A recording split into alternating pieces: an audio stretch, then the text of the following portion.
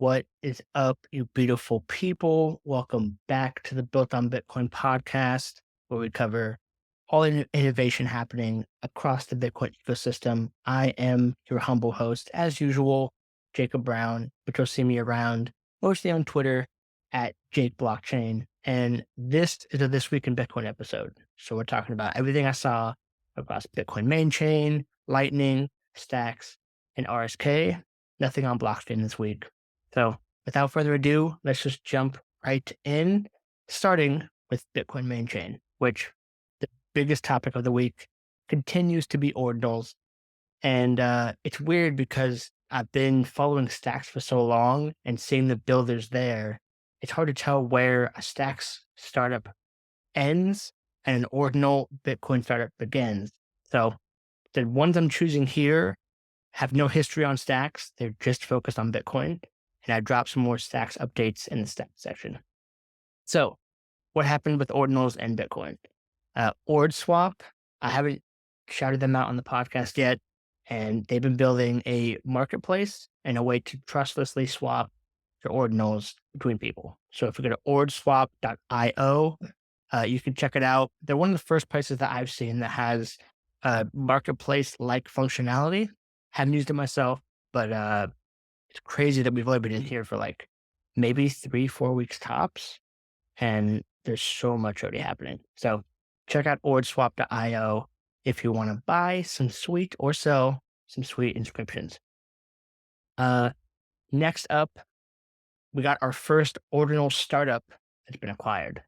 So Ordinal Hub was acquired by Luxor Mining, which is one decently sized miner. And if you looked at any of the Twitter spaces that were going on over the past couple of weeks, you might have saw a guy named Nick in there. He works at Luxor, and he's been super heads down building and helping people do this inscription thing, doing bulk inscriptions, this kind of thing.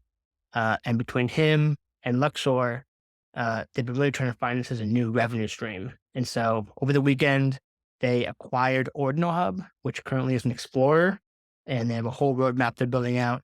You can check out ordinalhub.com. There's a change log to see what they're working on. But cool to see. I mean, less than a month that we have our first ordinal focused startup being acquired. So props to that team. That's super cool. Next up, there was a new report that came out on Bitcoin mining, which showed that the current mix of sustainable energy that's used by the hash rate is sitting around 52%, is what they showed. So, yeah, always a good sign to see that number trend upward. On that same note of Bitcoin mining, we saw a new all-time high hash rate of 345 million terahashes as of February 21st. So that number continues to just skyrocket, which again shows that there's a long lead time between building to getting infrastructure on the network, but also technology is getting better and better. So less energy for more hashes. It's just going to go up. And then a couple more small updates for Bitcoin main chain. There is now 440,000 addresses that hold a non-zero amount of Bitcoin. So probably a good chunk of that's driven by ordinals. I wonder if because of the taproot addresses and they're holding one sat, that's going to make that number skyrocket. It doesn't really represent people, but just wallets, but still worth noting. And then last but not least, for Bitcoin main chain, there's a new web wallet that connects to your Nostr pub key called nosft.xyz. Site looks super simple. They're working on that, but it allows you to connect your Nostr key with the Alby extension, and you can receive your inscriptions, store them, and send them from this web wallet, which that's one of the big blockers right now is that nobody's quite locked in with the sending feature yet. So very cool. So that's what I saw for Bitcoin main chain. Now we'll jump into Stacks. But first, a quick word from our sponsor. We all know Bitcoin is for the innovators, the revolutionaries, and the builders looking to build a better world for themselves and for the next generation. We also know the saying, the best time to plant a tree is 20 years ago. The next best time is right now. the same thing applies to building on Bitcoin. If you want to come build with the most active developer community building new use cases for Bitcoin, then it's time you make the leap to learning Clarity.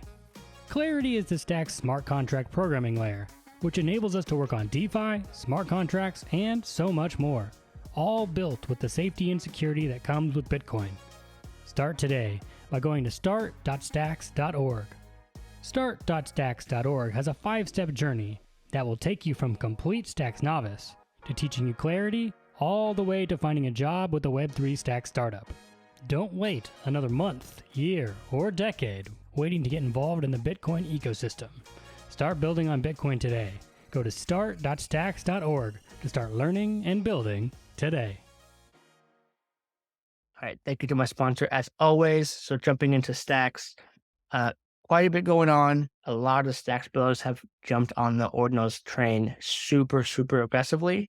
And some of the biggest innovations have come on the Waller front. So Xverse now has Ordinal support on both mobile and desktop, which is fantastic. I think that they're one of the first ones to have mobile functionality. So from your phone, you can now create a wallet. You can receive your inscriptions. You can go to Gamma or Ordinal Spot, and you can do that whole inscription side from your phone. So super, super great for that. Team's been crushing it. Can't send yet, but that's coming very soon. On that same note, the Hero team integrated Bitcoin into the wallet, and they also added Ordinal support. So you can now receive and you can pay your inscription fees with a minting service like Gamma or Ordinal Spot from the Hero wallet. And again, sending is coming soon, but not quite ready yet. And then one of the big innovations, NeoSwap, which has started on Stacks, went to Polygon and then Solana, which they've been innovating super fast. Their roadmap is super aggressive, and that team is top tier. They have been jumping on the Ordinals train as well. So they're doing this kind of, it's not trustless, but they're doing Ordinals auctions on the Stack side where it gives you some kind of token, I believe, currently. And then with that token, it's a claim on an inscription on the Bitcoin main chain side. But they're also working on solutions to try and make that more trustless. But if you haven't used NeoSwap, highly recommend. Probably the future of how we trade. If I'm being honest, it's such a weird new experience, but it's so much better than, not better. It's different, but it has a lot of efficiencies that are better than a regular marketplace like OpenSea or whatever. So check that out. Links are always in the description below. And then last but not least, one of the big things happening on Stacks right now is this Bitcoin peg-in, peg-out solution, which they call SBTC. And so the target is somewhere around September for a mainnet launch. And that's going to come up real quick. It's February now, almost March. And if you want to follow the GitHub, you can see just how much work is going in to the engineering side. So I'll drop that below if you want to be on the bleeding edge, see what's going on with that. I'll be following that super closely. I think it's one of the biggest unlocks to come, not just to Stacks, but to Bitcoin more broadly, because the ecosystem inside Stacks is by far the most mature in the Bitcoin ecosystem. So if they figure this out, it could be very, very, very big. So super excited for Stacks builders who've pivoted so quickly and they're just absolutely crushing it. All right, moving on to Lightning. A few things that I saw pop up. One super big one, Zion launched V2 of their messaging social network platform. So Zion is powered by Lightning, and they're trying to build a truly decentralized and censorship resistant social media network. So I don't know. I used the V1 product and it was a little clunky. You had to spin up your own Lightning server, and then you could tip sats and these kind of things. But it felt there was a lot of friction on the front end to get into the service. So haven't used V2 yet. It looks fantastic on the website. Also uses the Web 5 DID standard. So this new decentralized identity is not connected to a blockchain like a BNS name, some other different standard that you can claim. They're one of the first ones to use this new standard. So if you're curious about that, highly recommend check out Zion V2, which again, links below. And then another big innovation that happened just this morning, Voltage, which is a infrastructure provider for Lightning nodes, they announced something called Flow 2.0, which is a new solution, pardon me, to solve the issue of liquidity inside different Lightning channels. So I haven't deep dived into Lightning, but there's this process of opening and closing channels, and they get routed across the network. And that's how you're able to have this super frictionless and cheap way to get payments from one place to another. But something happens where liquidity will get low in a channel, and you have to get more liquidity into it by paying someone off and then them sending you sats to that channel. So this new Flow 2.0 is what they're calling just-in-time liquidity, where if it rolls out perfectly, which it's on testnet right now, you will never have to think about liquidity again. It's just a set it, forget it feature, and it'll be watching your channel. And whenever you need more liquidity, it'll send it to you just in time, and you're off to the races. So again, there's a lot of nuance there, and I'm pretty ignorant of the nuances of Lightning, but watching crypto Twitter, especially Lightning Twitter, they're going crazy for it. So I assume it's a pretty big deal. And then last but not least on the Lightning front, if you want to see how Lightning and Nostr kind of play nice together and you're bored, you got some free time, you can check out zaplife.lol, which is a site that just has a running tally of all the zaps flowing across the Nostr network in real time. So it's a single page and it shows this person sends that person that many sats. So pretty simple site, not that useful, but you get to see how Nostr is being used in like a real activity sense.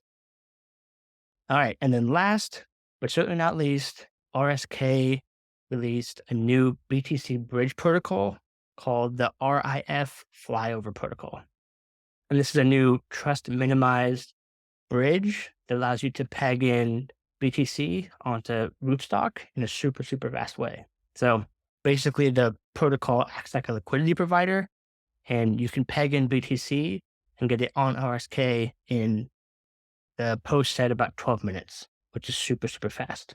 So I'm not a bridge expert. I didn't deep dive into the article, but all these things are good for Bitcoin. The more tech and the easier it is to use your Bitcoin, especially in DeFi, where currently RSK holds the crown for biggest Bitcoin DeFi platform. If you're not using Ethereum as a acceptable answer, it has to be in the Bitcoin ecosystem. Sovereign is currently the biggest platform. And so now you have, if you want to use Sovereign solutions, you have one more bridge option coming online to trustlessly bridge in your BTC. So that is what I saw this week. Super, super exciting. It really feels like the bear market is pretty much over, at least on the Bitcoin side. I wonder how the ETH people feel. But yeah, that's it for this week. I love y'all. See you next week. Peace.